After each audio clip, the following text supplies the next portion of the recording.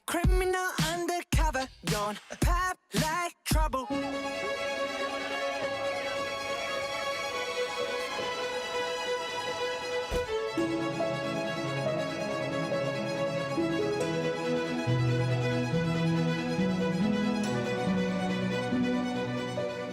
Thanks for joining us for this edition of Arts 24, bringing you stories of note from across the world of culture. I'm Charlie James. And we start with a moment K-pop fans have been waiting 4 years for. Superstar boy band BTS has a comeback album and concert set for March. This after a hiatus to fulfill their mandatory military service in South Korea. And Netflix is going to stream the free concert in Seoul worldwide. Delano D'Souza takes us inside the anticipation. Smooth like butter, like a criminal undercover. After a long hiatus, K-pop fans from around the world are gearing up for the return of BTS. The group set to release a new album on March 20th, their first since being discharged from mandatory military service. A day later, BTS will stage a free concert in central Seoul, and Netflix wants part of the action. The streaming giant have announced they will stream the comeback concert to 190 countries around the world, the largest live K-pop event to date. We are looking forward to the new release album, so we're happy to hear that information. I am planning to listen to the new album just as I'm working here and there. We'll be trying to attend the concert. I think some friends were able to get some tickets. Netflix is also planning a documentary on the group's return. BTS's comeback is set to be a boon for South Korea's economy. Before their military service, the group generated over $3.8 billion a year for their home country. The upcoming world tour, which kicks off in April, will span 34 cities with over 80 shows, the largest single tour by a K-pop group in history.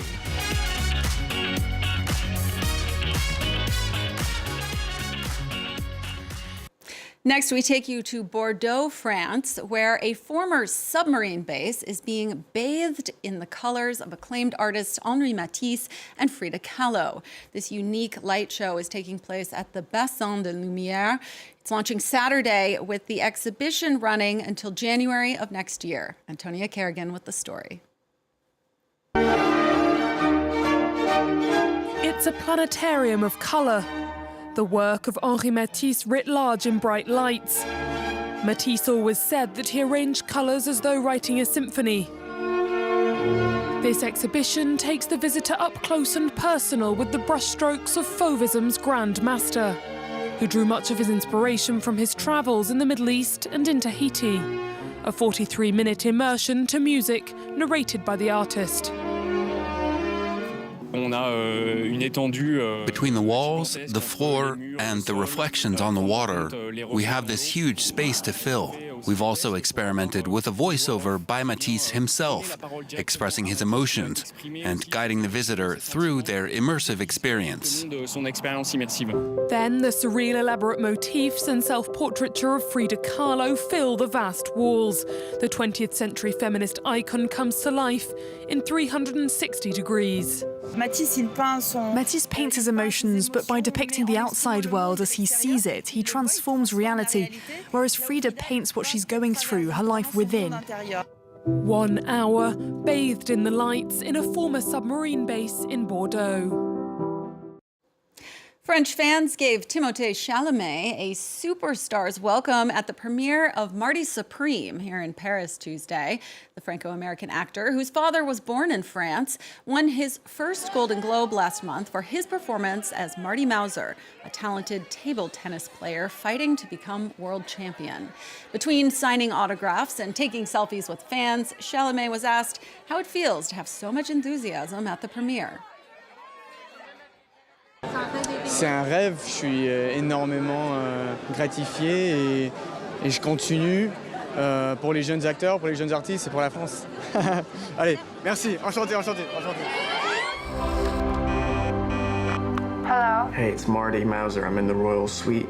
I saw you in the lobby yesterday. Okay. Well, I never talked to an actual movie star.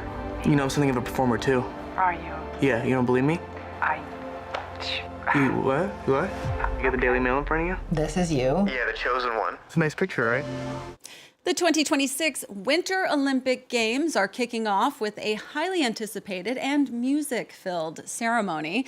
Among the artists performing in the heart of Milan, American diva Mariah Carey singing in Italian. Now, you may remember back at the Summer Paris Olympics in 2024, French metal band Gojira stunned audiences with their smoke and flame-filled performance. Well, now they are back on the road touring France ahead of their dates across Europe that start in May. And Cami Knight takes us on tour with Gojira. Blistering riffs and raw, unfiltered energy. That night last November, Paris's Bercy Arena shook. Est-ce qu'on peut vous entendre? As did tens of thousands of heads to the thunderous sounds of this four-man band. Gojira is a story of two brothers, Joe on vocals and Mario on the drums, alongside Christian and Jean-Michel on guitar and bass. They've been delighting fans for decades. I've been waiting to see them live for 10 years, and tonight's the night. Metal gives you something you come looking for, something more brutal, pure energy. And for those who weren't metal enthusiasts, the Olympics opening ceremony offered a glimpse into their universe, with nearly 1 billion viewers tuning in worldwide to watch their legendary performance. There really was a sense of curiosity. A lot of people heard metal music for the very first time during the Olympics, and that's what matters to us. The cherry on top of 30 years on the road, with nearly 2,000 shows under their belt, and tours alongside giants like Metallica.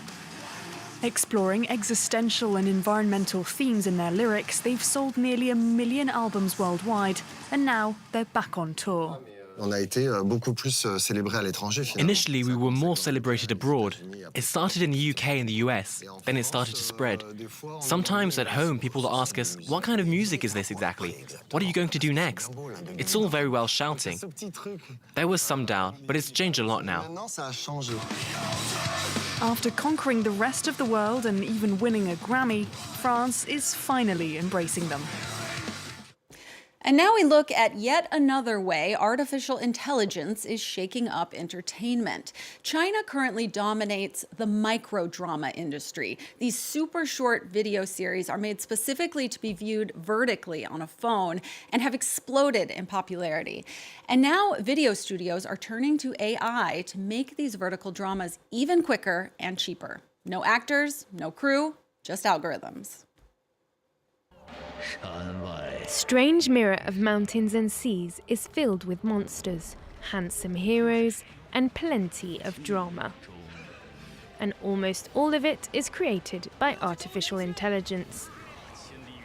It's a microdrama, a soap opera-style series with episodes as short as 30 seconds made for phone viewing. After already taking China by storm, they're expanding across borders, and a growing number of AI-generated microdramas are racking up tens of millions of views. I will discuss how to produce this video with the AI platform, and it will help me make the entire storyboard, step by step. ChatGPT for the script, Kling for the video, and Suno for the soundtrack. AI programs can be used in every step of the process. The creator of Strange Mirror of Mountains and Seas says audiences are forgiving with AI microdramas because they typically watch while commuting or at work. People see microdramas more as a kind of entertainment to fill the gaps in their daily lives. During those times, people have more tolerance and maybe not such high expectations for the video quality. So even though AI can't achieve the production quality of traditional filmmaking today, it can meet the needs of microdramas. Microdrama production companies are increasingly turning to AI to replace actors, artists, and screenwriters with algorithms. And at the Shanghai-Vancouver Film School, students are being taught how to use AI tools at virtually every stage of the filmmaking process. This educator says her students need to be ready for the future. It's so accessible. It lowers the cost of production so much. It makes everything so much faster. So storyboarding, for helping with the writing. So how to incorporate AI everywhere. This is going to be a tremendous change in the whole industry. But that change comes at a cost for others. There are rising concerns about job losses and copyright infringement. On set at this microdrama filming centre, production team members feel the pressure. The audience is ruthless. If they're interested in the content, they don't care what you use to produce it. As Hollywood battles over the ethics and scope of AI in movie making, in the online world of microdramas, AI content is already winning the war of viewers' attention. That's all for this edition of Arts 24. Thank you for watching. And don't forget, there's more on France24.com as well as all our social media platforms. We'll leave you with the American rapper Kid Cudi, who is also a painter. His first ever solo exhibition is called Echoes of the Past, and it's on view here in Paris until March 31st. We'll let you discover it and see you soon.